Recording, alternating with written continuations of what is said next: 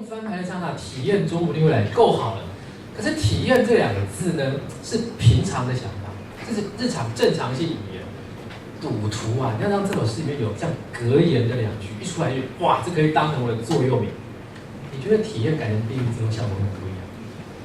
因为我就是不知道未来，我用翻牌的刹那定义捉摸不定的未来，这就是诗。因为你讲话超越了平常人的正常思维，体验上有点不确定，让它定义这种赌一把的心情就更明显。我只是帮你改两字而已，这是你本来的作品高度就有，但是改些字有时候效果就截然不同。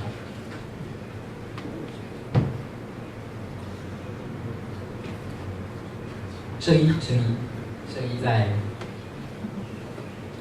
这也是想象就好。不过这题目相当的直白哈，直白啊。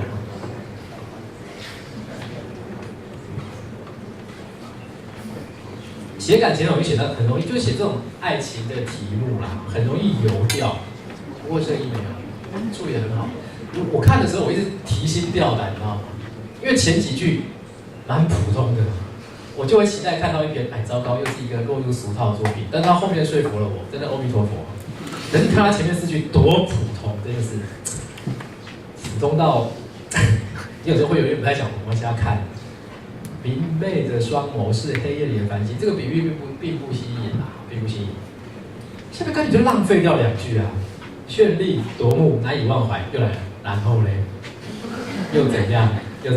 所以有时候我们要注意，那个形容词用太多。那绚丽夺目，它有效吗？有效吗？它是具体的东西吗？我感觉不到，因为它就是形容词而已。那形容词不断堆叠，它也上不去了哈。难以忘怀，那当然就是普通，这个就是普通成套啦。我觉得这有点浪费2行。不过再往下看就有趣了。梦里的我们拥吻，这个可以逗点，可以，我了解。我的手，你的脸颊，触碰的刹那，化成一对永恒的雕像。形象开始出来。让后人赞叹我们的勇敢，比前一段好太多了。但要注意一件事啦，我们写句子的时候，好像写很短，容易有节奏。如果切太细，会有点零碎，所以看起来都是词组。我可以开始觉知，这个诗人是不是没有办法把话讲得完整？要小心，这还不至于沦到那种地步，但是已经有一点点。梦里我们拥吻，那就切开，那绚丽夺目切开，好像都是词组。就开始又来了，梦醒笔记，我就有点受不了，我一定要帮他改了。又切开，他干嘛一直断，让后人赞叹我们勇敢。一梦醒便抓起笔，记录梦，哇，下面写得真好。梦醒便抓起笔，记录梦，也记录你在我心里留下的足迹。写着，更把你记录到每日的行程表里。本来只是梦醒做一个笔记，没想到这里变成我每天必做的事情。甚至我要预想我会跟你做什么事，这个 schedule 都写进去了，好质朴，可是很动人，非常动人。夜深人静，不过这里就不能急改它了，因为它真的有东西。合上书，端起你呀，哎呀，啧，就神句啊，真神句，就是因为我把书合起来嘛，端起你，这个。已经不能用逻辑解释，但是它叫无理而妙，真的是这样子。端起你，又醉了，有梦，对，极佳，我差点就写上神句了。不一定要写得很复杂哦。圣一的示范是什么？简单的语言，但是内容是可以感动人，情感是可以感动人。但要小心，真的不要写太短，不要养成习惯，我就会赶不太回来。来，再往下看。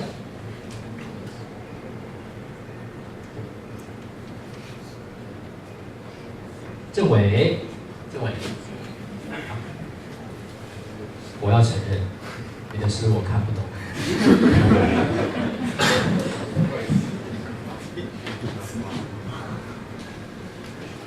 这个政委应该就是写诗写的已经，他对就诗句的掌握，这个已经到炉火纯青，所以他这个表演性非常强。因为你很清楚知道什么叫做诗的语言，可是就是太在乎每一句都是诗的语言。在乎到诗的语言表演到它陌生化到令人非常陌生的地步。这个前几句就是张老师这里了啊，所以他这是把3行发展成4行，没关系，刺伤他吧。那个炽热啦，应该是炙热哦，不是炽热哦。这个我不知道你是不是故意用这个字，但是炽热这个词有点怪。炙热或许可以因为摩擦，这个非常有超现实主义风格，整首诗都带超现实主义风格，甚至跟他把它当成画来看。可是就是一段这样子，2段这样，3段这样，4段这样，这个读者就开始自我质疑，因为那个读者跟你的沟通之间出现了障碍。我们先来欣赏每一个句子。炙热或许可以因为摩擦啊，这个让我想起一道前面句，语句会比较正常。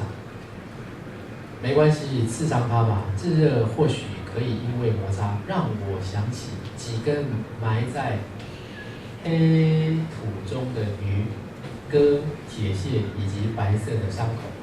这个不是划掉，这中间加一个字哈，中。这个为了节奏感问题，就开始这个画面就很诡异。再来，选取而偏差的温度，这个词有点怪怪的，因为很少这样用。顺着谢谢，地图断铁。这好像是真的谜面哎，真的是谜语。我好像在猜这到底要有没有漏字啊？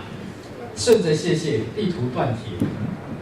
我看见倒着细缝的7楼，我看见7楼的细缝可以啊，就倒着细缝的7楼。这个形容7楼就不好聚焦。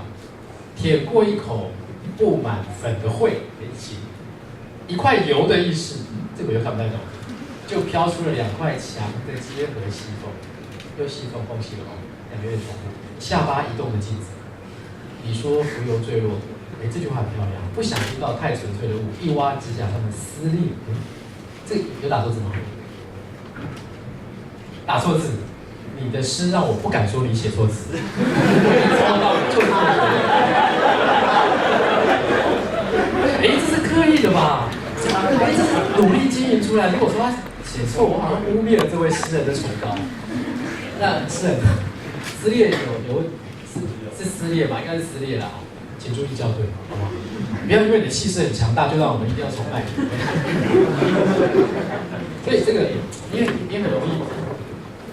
就这样，就哇，每一句都是意象超漂亮，可是合起来就很晦涩。所以这个叫做已经割裂语言逻辑啊，都变成密码了哦。因为读者要看的时候，他会不得其门而入啦。我觉得我们写诗还是要注意一下跟读者的沟通模式哦，不然会有点像自己写高兴，自己写开心。诗的语句没问题，怎么样合起来一个表达，这个还是要找寻，还是要追寻一下。所以我们看一个这个比较极端的例子，就是非常诗人。就是那种头上戴着桂冠，身体里面流着蓝色的血，然后你们这些地球人，我跟我们讲，不愧是艺术家风范。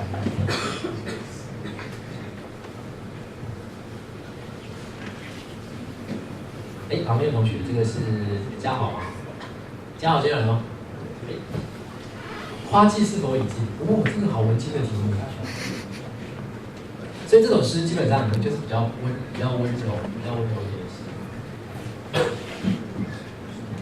放大一点。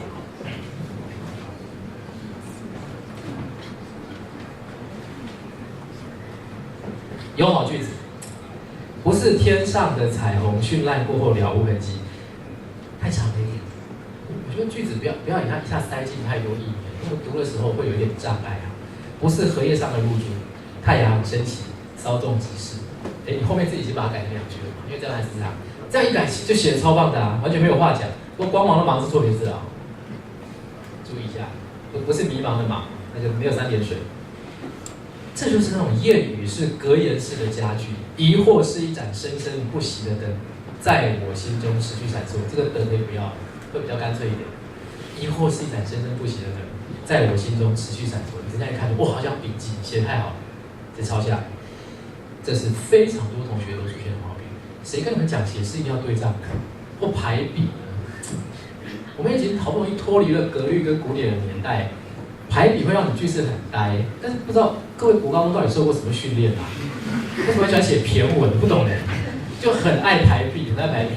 就是孤一目云烟，这句话还不错呢。孤一目云烟，它的独你做比3就漏掉，因为你知道孤跟独是一起，所以这2句是 copy。这考你孤一座云，孤一木云烟，很美，这单句就非常有力量。这马上一重复一次，就知道，哎，这两个是同个模式，所以这个句式就变成呆板，等于消减掉这个力量。哎，而当不要啦，因为这是写散文才会出现的东西，散文逻辑才有的转折句，删掉就好了。你看这也是啊，温暖人心的风吹起消散，热情之火燃起融化，句子又呆了，又变掉啊。好，再往下看，各位一路记得他怎么写的语气哦。哎呀，那是七月的甜蜜，是否时间流逝，会掉一如花季已尽。这个结构我觉得可以再紧凑一点，因为你看你要分成4、2、2、3、1、3。我顺着嘉豪的写法重新帮他写一次。那其实他是他的诗啦，我只是顺过一次而已。就如果不要排比呢？不要排比。天上彩虹为何绚烂后了无痕迹？太阳升起，荷叶上的露珠又躲去了哪里？疑惑是一盏生生不息的灯，在我心中失去闪烁的光。孤独是一幕云烟，一座飘荡的冰山。它变成一句话：孤独是一幕云烟，一座飘荡的冰山。哎，我怎么写看不懂自己写的？我等这个我就删掉了。我等着，是否会有南来的熏风？为什么没有暖风？因为它后面有温暖的洋流，我尽量不要重复一样的。我等着，是否会有南来的熏风，或几股温暖的洋流，将所有的忧虑，在等待的时光中慢慢解开。最后2句，春天成为一种缓慢的固态。想想看，花季不去，哀伤不来，它是一种凝滞不动的。其实这本来就是嘉豪自己写到的东西。你看，是否时间流逝，枯萎凋谢，如花季已尽。如果改成这样，春天成为一种缓慢的固态，花季不去，哀伤不来。我自己越改越喜欢这首作品。但这完全是嘉豪的意念，我只帮他重写一下，你重理一下而已，那效果会不一样。所以字句需不需要斟酌？当然要斟酌，真的要斟酌。那被我改到越少的东西，就是你的句子写的已经很干净了，我当然就无法再帮你下手。哎，婷宇，你的作品是这一次最高分的作品，我心中99分，神作，神作。爱尔兰咖啡本来就应该是个文艺少女写的这种类似的题目，可是她的句法非常疯狂，你知道吗？大家写东西不敢这么赶的，因为各位发现的句子的长度其实都有受到某种长度的限制。但你看他写，尤其是中间这一句啊，你根本不鸟你的阅读模式是什么，但它这很神奇，它效果非常神奇。风吹散了所有声音，啊，这个的可以不要了哦。风吹散所有声音，一束枫红燃尽一生的思念。佳句啊，一束枫红燃尽一生的思念。每走一步，这可以适当空格一下，空格或逗号。那我发现他都没有用逗号啦，所以就空格就好。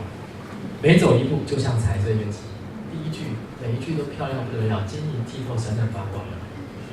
风吹散所有声音，一束枫红燃尽一生的思念。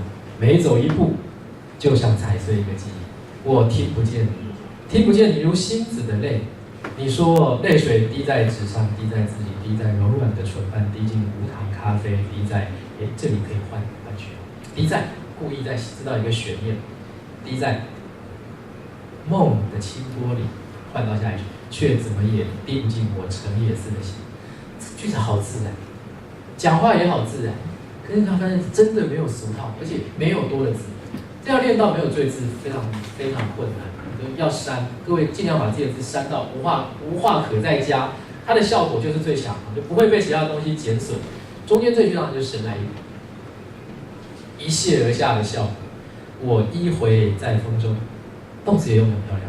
你的笑颜与寂寞重叠，弯腰，你拾起夜风，而且鸟风夜后，一时一剪风，这个当然就是比较文学性的修辞，但还好，不至于太夸张。